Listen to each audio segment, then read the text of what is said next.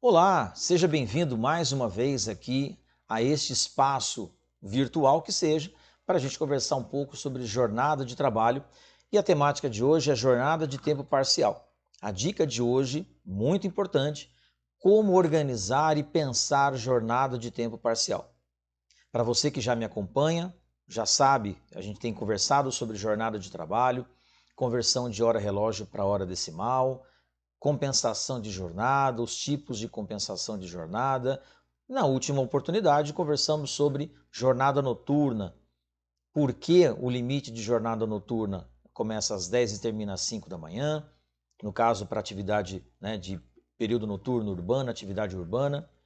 De onde vem essa previsão de 22 horas e 5 horas além da CLT? Por que se fez dessa forma por parte do legislador? A questão de como transformar a hora relógio para a hora noturna. Então já vimos aí algumas questões muito importantes que vão se relacionando e vão se amarrando ao longo dos temas. Para você que está chegando agora, meu nome é Cristiano, sou advogado, professor de curso superior na área de Direito, Direito do Trabalho, Direito Civil, e estou aqui com vocês compartilhando um pouco daquilo que eu aprendo no meu dia a dia, que eu discuto nos meus processos, que eu converso, que atendo os meus clientes, que eu faço de debates com os meus alunos. Então esse espaço é para compartilhar com você, para ajudar você a entender um pouco mais sobre direito do trabalho e eventualmente aquela dúvida pontual que surgiu exatamente sobre um desses temas, você pode encontrar uma resposta por aqui. Se não tiver resposta, não tem problema. Aqui embaixo, deixe os seus comentários que a gente vai conversar ou me mande uma mensagem e a gente troca uma ideia. Batemos um papo aí sobre jornada de trabalho ou sobre outro tema qualquer relacionado ao direito que você tenha dúvida, tá? Então, dentro da temática de hoje, a gente vai conversar sobre jornada de tempo parcial. Tá aqui embaixo, né? Jornada de tempo parcial, que é uma construção legalizada, digamos assim, a partir da reforma trabalhista de 2017. Mas e antes? Antes não havia previsão normativa, vamos pensar no seguinte, lei, não havia na CLT uma previsão específica sobre jornada de trabalho. Mas a CLT também nunca impediu que o empregador contratasse seus empregados por menos de 44 horas semanais. Havia uma lenda de que eu só posso contratar por 44 horas semanais. Ou algumas situações muito específicas, como lá na área da saúde, 12 por 36. Por que não contratar por menos tempo? Porque aí havia alguns problemas. Se eu contrato por menos tempo, como é que eu faço o controle de quantas horas por dia, por semana? Como é que eu pago isso? Vão alegar ilegalidade no pagamento por falta de previsão legal? Talvez, vai saber. Então, alguns sindicatos, juntamente com os sindicatos patronais e sindicatos dos empregados, os sindicatos de uma forma geral, que representam aí as categorias profissional e econômica, estabeleceram normas sindicais para aquelas atividades, para aqueles grupos específicos de empresas ou empregados, previsões de permissão para contratação e imposição de jornada de regime menor do que aquele de 44 horas por semana. E aí então os empregadores acabavam ficando muito presos à previsão da norma sindical. Preciso seguir a norma sindical, o que ela rege para a jornada de tempo parcial? E aí olha lá a norma sindical, não tem previsão. E agora como é que eu faço?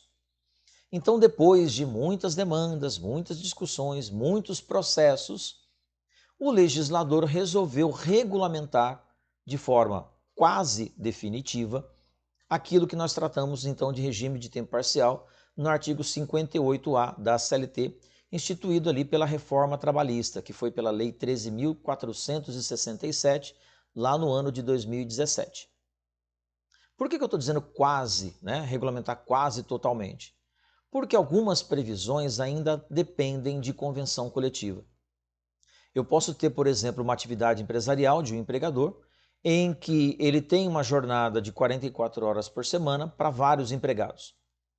Mas para um grupo específico de empregados, ele não precisa ter lá todos eles às 44 horas por semana.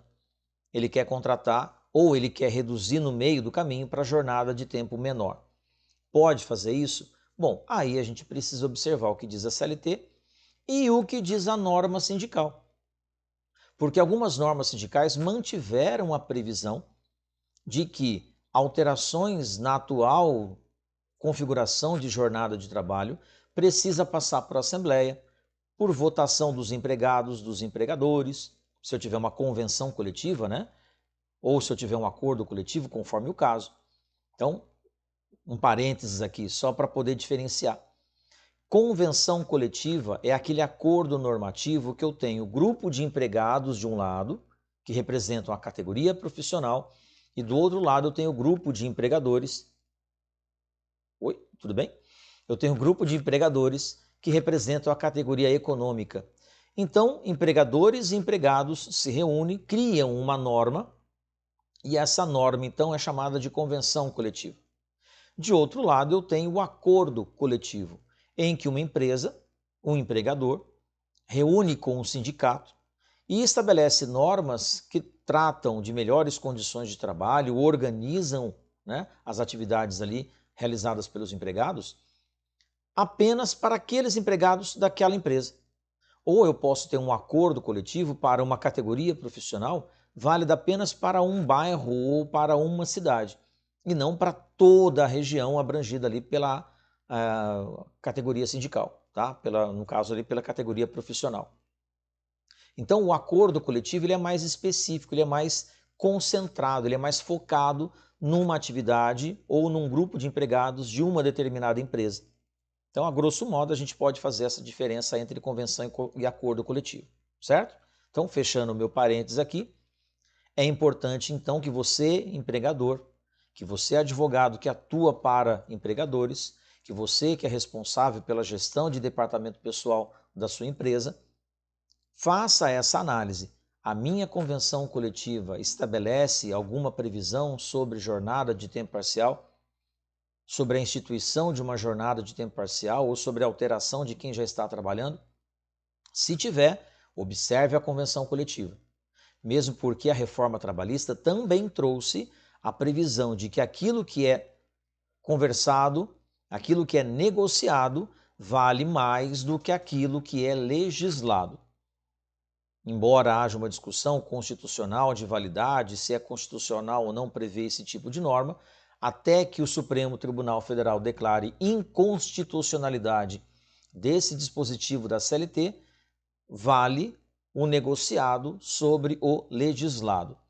Ou seja, se a norma sindical, seja a convenção coletiva ou acordo coletivo, estabelecer regras específicas para dar validade para a criação de jornada de tempo parcial ou para a alteração daqueles que já trabalham em regime de tempo parcial, preciso observar a convenção ou acordo primeiro, certo?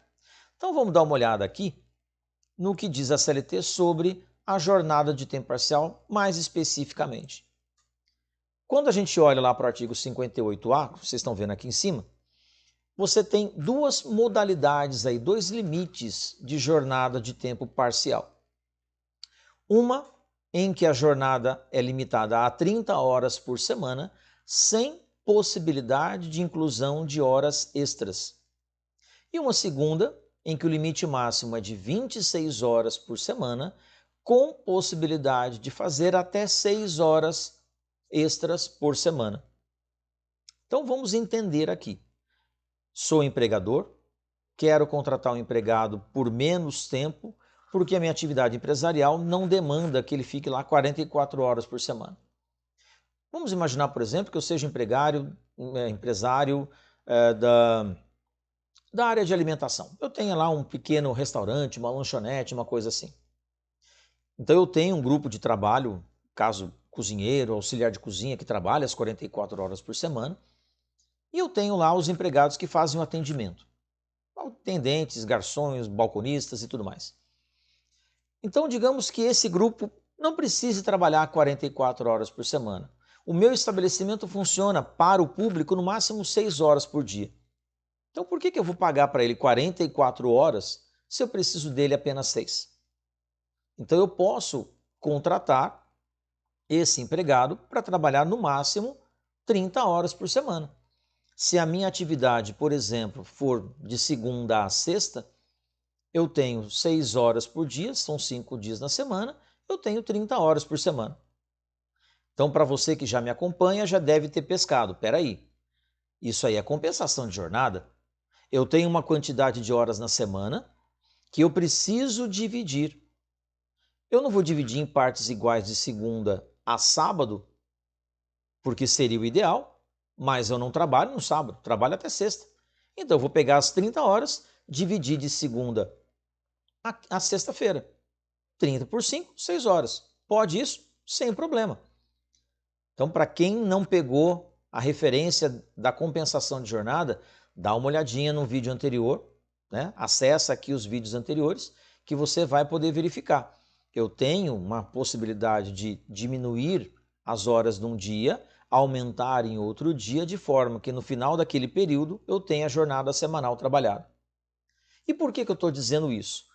Porque quando a gente dá uma olhadinha aqui na previsão de 30 horas por semana, a gente tem que lembrar que a minha semana tem 6 dias de utilidade.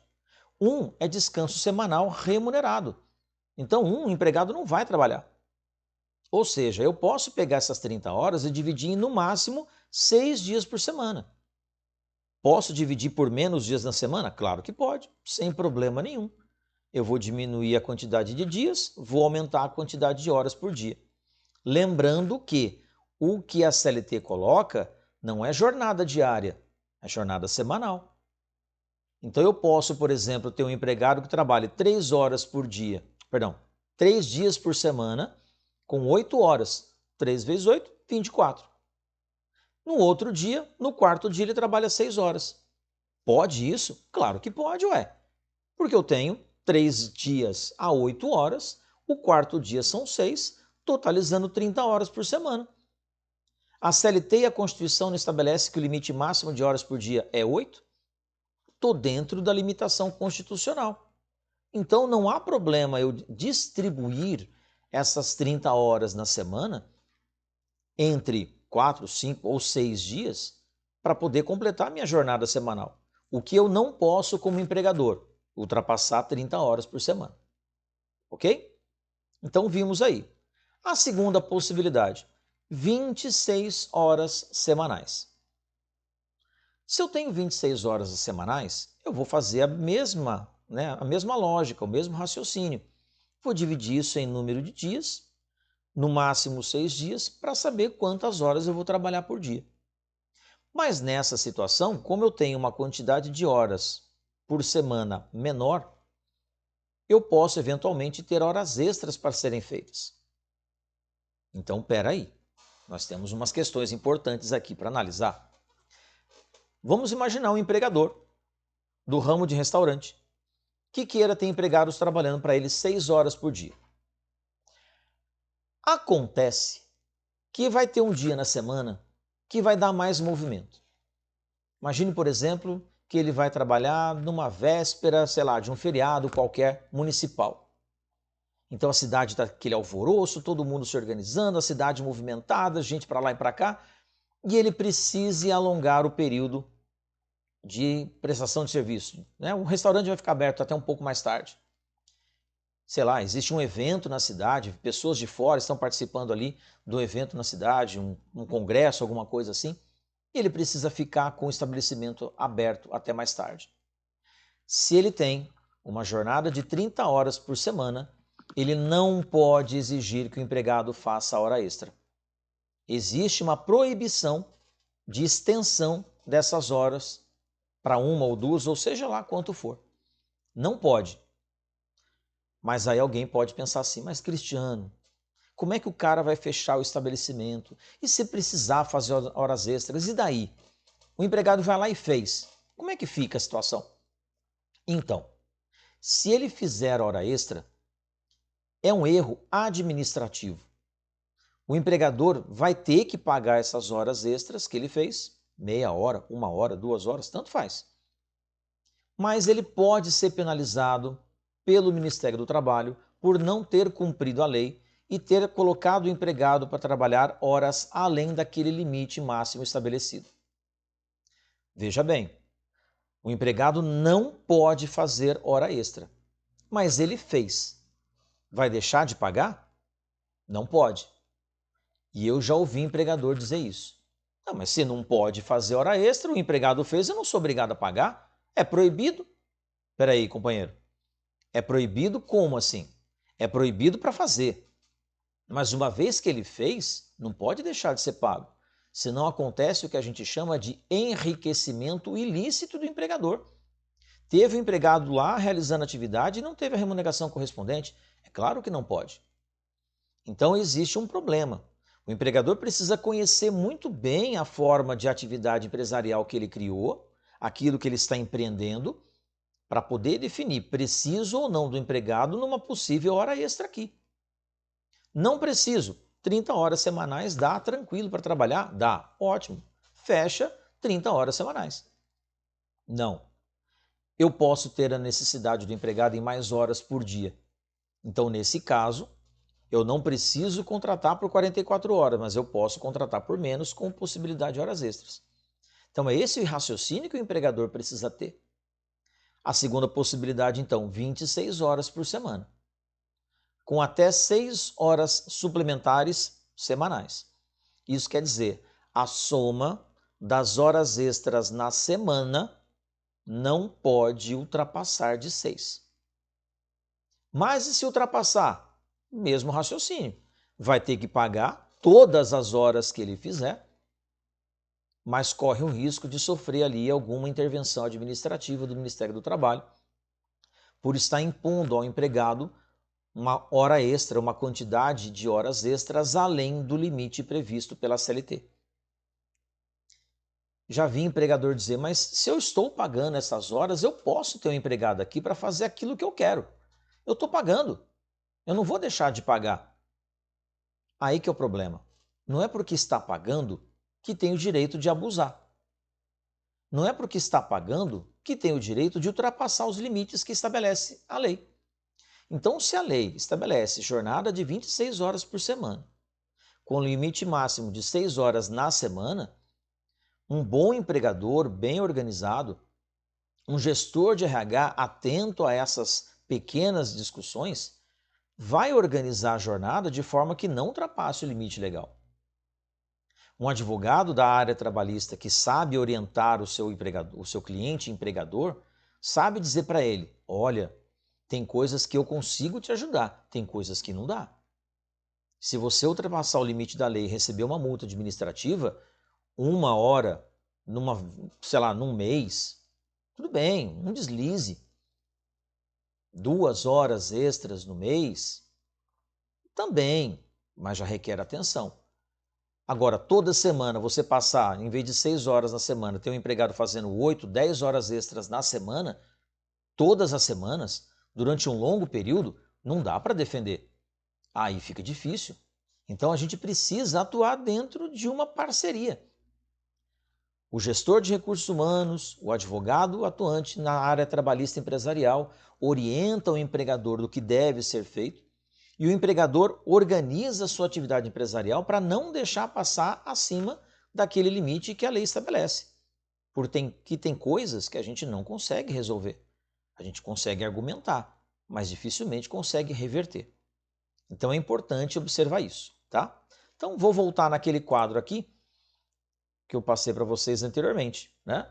30 horas por semana. 6 dias na semana, 5 horas por dia. Quantas horas o empregado vai trabalhar então no mês? Bom, eu tenho 30 dias, às 5 horas por dia, 150 horas. Certo? Veja bem, por que eu coloquei ali 30 dias? Porque eu tenho os dias úteis efetivamente trabalhados e mais o descanso semanal remunerado. É um dia que não tem atividade, o empregado descansa, não faz absolutamente nada em favor do empregador, mas recebe. Está lá na CLT, né, a previsão do descanso semanal remunerado, que deve coincidir com o domingo no todo em parte, que é consecutivo de 24 horas. Então, vou falar mais adiante aí sobre os períodos de intervalo. Mas já fiquem sabendo, né? Descanso semanal é remunerado, tem que ser pago, não pode deixar de ser pago. Por isso que eu conto 30 dias, certo? portanto aí 150 horas por mês. E aí só para comparar, vocês estão vendo aqui 220 horas e 150 horas para a jornada de tempo parcial contra 220 da jornada de tempo regular, tá? E se eu tiver a jornada de 26 horas por semana? Vai ficar assim. Se eu posso trabalhar no máximo 6 dias por semana, 26 horas dividido por 6 vai me dar 4,33 horas decimais. Ou, no equivalente do relógio, 4 horas e 20 por dia. Presta atenção, você que já está aqui, você já sabe como é que a gente faz para transformar essas horas decimais em minutos. Para você que chegou hoje, puxa um videozinho lá de trás. Nosso primeiro vídeo sobre jornada de trabalho. Trabalhando ali com números. Você vai ver que eu tenho essa hora decimal, eu tiro o 4 porque hora inteira eu não preciso mexer nela, eu pego só o 0,33. Multiplico por 60, eu vou ter 19,99999, equivalente, portanto, a 20 minutos. Então, quando o sistema Mega Blaster que a empresa tem de folha de pagamento vai fazer o cálculo das horas a pagar, ela faz o cálculo assim. Para o empregado, o que aparece é a quantidade de horas e minutos, 4 horas e 20. Para o sistema, internamente, ele pega os minutos, transforma para decimal para poder fazer ali todo o cálculo. Porque é muito mais fácil para o sistema multiplicar 30 vezes 4,3333 e chegar em 130 do que eu pegar 4 e multiplicar por 30, depois eu pegar 20 minutos, multiplicar por 30, ver quanto deu isso, dividir por 60 para chegar em hora decimal. Não tem necessidade dessa volta toda. Então, o sistema interno da empresa que trabalha com gestão de pessoas, ele faz essa transformação de imediato. Mas é importante para você, gestor de RH, é importante para você, empregador, para você, colega de atuação na área trabalhista, saber como faz isso na mão. Já conversei várias vezes, né? Muitas vezes o cara está ali na hora, na sua frente, querendo saber como é que faz.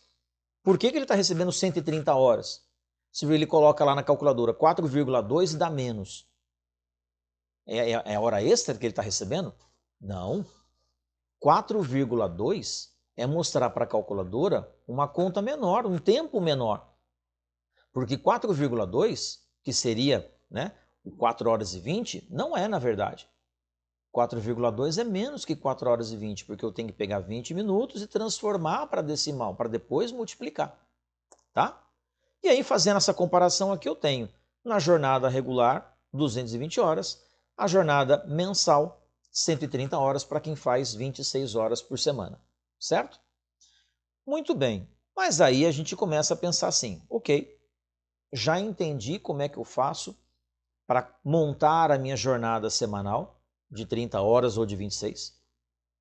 Já sei quantas horas eu vou pagar no final do mês, 150 ou 130.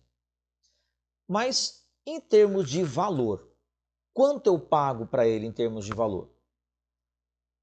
Vou fazer proporcionalmente, vou proporcionalmente que jeito? A CLT também resolve este problema, tá? Então tá aqui, ó. Lá no artigo 58A, parágrafo 1º, a CLT estabelece que o sujeito que trabalha em regime de tempo parcial, ele vai receber proporcionalmente aquilo que a pessoa trabalha em tempo integral. Veja bem, em termos de salário, a Constituição já estabeleceu que existe o princípio da isonomia. Duas pessoas fazem a mesma atividade, realizam os mesmos procedimentos, fazem as mesmas tarefas e tudo igual. Não tem por que eu contratar com salários diferentes. Via de regra, os salários devem ser iguais. Mas se a jornada é menor, a quantidade de horas trabalhadas é menor, ficaria caro para o empregador contratar o empregado para receber X para 220 horas e pagar o mesmo X para quem trabalha 150 ou 130. Não compensa economicamente para o empregador contratar por menos tempo e pagar a mesma coisa que quem trabalha 44 horas por semana ou 220 por mês. mas ele não precisa do empregado às 220 horas no mês, às 44 horas semanais. Como é que ele faz então? Vai fazer proporcionalmente, tá? Então, vamos pegar aqui um exemplo, eu trouxe para vocês aqui, da convenção coletiva. Opa, cadê você? Isso. Eu peguei aqui a Convenção Coletiva dos Empregados do Comércio, daqui de Taubaté, estado de São Paulo, onde eu moro, que para os empregados em geral, ela coloca aí esse valor de piso salarial. R$ 1.932 para quem trabalha 220 horas por mês, tá? Então, quem trabalha 220 horas por mês vai receber R$ 8,78 por hora. Basta eu pegar o 1.932 e dividir por 220. Facinho, 8,78. Ou seja, quem trabalhar em regime de tempo parcial não pode receber por hora menos que 8,78. Mas ele vai receber no montante de horas, obviamente, menos. Tá? Então vamos pegar um exemplo aqui. Eu tenho então uma jornada de tempo parcial de 30 horas e uma jornada de tempo parcial por 26 horas. Veja bem, o salário hora tem que ser o mesmo daquele do empregado que trabalha em regime de tempo integral. Mas a quantidade de horas vai ser menor.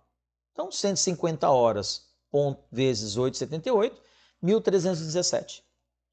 130 horas, para quem faz 26 por semana, vezes 8,78, 1.141,40. Perfeito, ótimo. Era exatamente isso que o empregador queria. Ele não queria pagar uma jornada de 44 horas por semana, ele vai pagar uma jornada menor. Para quem trabalha 30 horas por semana ou 150 por mês, 1.317. Para quem trabalha 26 horas por semana ou 130 no mês, 1.141,40. Muito bem, acontece que a coisa seria mais fácil, né? Se o empregador parasse para pensar e organizasse bem a sua jornada de trabalho, a sua atividade empresarial. Porque aí ele começa a pensar assim: sou empregador, mas eu vou precisar do empregado fazendo hora extra. Com 30 horas por semana, como está aqui, eu não posso ter hora extra. Então eu já tenho um problema. Eu quero o empregado mais tempo, mas eu não posso. Então, qual seria a alternativa? Repensar como ele vai fazer essa contratação. Então, vou contratar por 26 horas semanais. Eventualmente, se tiver horas extras, eu sei que o tempo total trabalhado de horas pode chegar a 32. Porque eu tenho 26 horas regulares, até no máximo 6 horas extras por semana, vou chegar em 32 horas. Perfeito. Vou pagar lá a hora extra, não são 44, são menos horas, e ainda tenho empregado fazendo extras se precisar. É isso que eu quero para o meu empreendimento. Ótimo. Quando o empregador tem que fazer esse cálculo? Antes de começar. O empregador, e aí que vem, né, a necessidade de conhecer o empreendimento, conhecer a atividade empresarial antes de contratar o empregado. Planejamento. Ele precisa fazer essas contas aqui antes de começar, para ele poder ver contrato por 44, contrato por 30, contrato por 26. Tá. Aí alguém, entre vocês que está aqui me assistindo, para e pensa assim: mas e se eu fizer uma hora extra por dia? 6 horas extras na semana. Quanto vai custar isso no final? Vamos dar uma olhada. Preparei aqui, ó. Vamos imaginar o seguinte, então. O empregado, que trabalha 26 horas na área do comércio, recebe lá um salário de R$ 1.141,40 por mês. Isso é só o salário para 130 horas por mês. Ele faz 6 horas por dia, 6 horas por semana. 1 hora extra por dia, 6 horas por semana. Vamos colocar aí que uma semana tenha, né, um mês aí qualquer tenha 4 semanas. Então, 6 horas por semana, 4 semanas, 24 horas extras. Então, como é que vai ser a minha conta? Eu tenho que multiplicar o valor da hora extra por 24. Quanto custa a hora extra dele? Como é que a gente faz? Aí eu coloquei um macetezinho matemático para já acelerar, né? Porque eu já estou aqui há meia hora conversando com vocês. Então, para acelerar um pouquinho, eu coloquei o seguinte: 8,78 é o que ele ganha em uma hora. Para eu saber quanto da hora extra, eu tenho que pegar essa hora e somar com mais 50%. Então, um macete matemático é fazer essa multiplicação por 1,5. 1 representa o salário hora. 0,5 representa o acréscimo de 50%. Então, cada hora extra dele vai custar 13,17, R$ 13,17. Veja bem, se eu tiver uma convenção coletiva, se eu tiver um acordo coletivo que estabelece que o adicional de horas extras é maior que 50%, eu mudo o que tem depois da vírgula, hein? Digamos que a hora extra num dia normal seja de 75%. Em vez de multiplicar por 1,5, eu vou multiplicar por 1,75. Então, o percentual de horas extras acima de 50, eu tenho que mudar ali. 0,6 para 60%, 0,75 para 75% e assim por diante. Tá? Então, tá um macetezinho matemático aí para facilitar o nosso dia a dia. Bom, se eu tenho 24 horas trabalhadas no mês, 24 extras, a 13,17 cada hora extra, eu vou ter então 316,08. Esse valor é o valor da hora extra para pagar. Hora extra mais salário vai dar um total de R$ 1.457,48. Isso quer dizer, então, que vai ficar da seguinte forma. Se eu tiver um empregado que trabalha até 30 horas por semana, eu vou ter 150 horas no mês, 1.317, sem possibilidade de horas extras.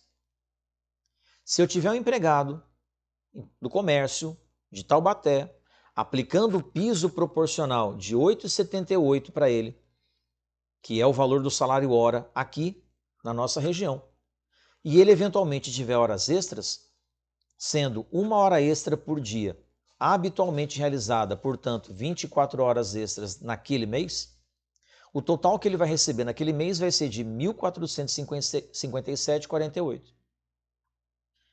O empregador vai fazer então todas essas contas e vai analisar o que compensa mais.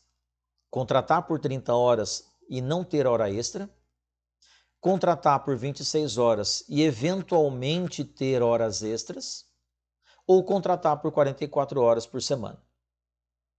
Então é importante que você, empregador, pense muito bem qual é o cenário com que você vai trabalhar. É importante que você, gestor de RH, pense muito bem como orientar o seu o empresário, né, a sua empresa, o seu empregador, para dizer para ele, olha, nessa situação compensa 44 horas por semana, nessa situação compensa 30, nessa compensa 26. Pode fazer mais de um tipo de jornada no mesmo estabelecimento? Claro que pode, a CLT não traz essa restrição. Eu posso ter um setor que eu preciso 44 e um outro setor que eu preciso só 26. Eu posso ter um setor que eu não preciso nem 44 nem 26, vai ser 30 e o outro vai ser 26. Não há impedimento de ter, né, esse misto de jornadas de trabalho de tempo parcial e integral dentro do mesmo estabelecimento comercial. Vai depender de como a atividade empresarial é realizada. Nós temos um país do tamanho de um continente, então não dá para padronizar todos exatamente do mesmo jeito, porque eventualmente eu posso ter pequenas situações que demandam pensar jornada de tempo integral para um grupo, jornada de tempo parcial para outro, certo? Para você que atua na área de direito do trabalho, quando o empregador vem dizer, não, mas eu contratava o meu empregado para jornada de tempo parcial. O que ele está pedindo aí na CLT, na ação trabalhista, não tem na CLT. Ele está pedindo 30 horas, né, semanais com hora extra. A hora extra foi proibida, mas aí o empregador tem que contar para você, colega advogado e advogada.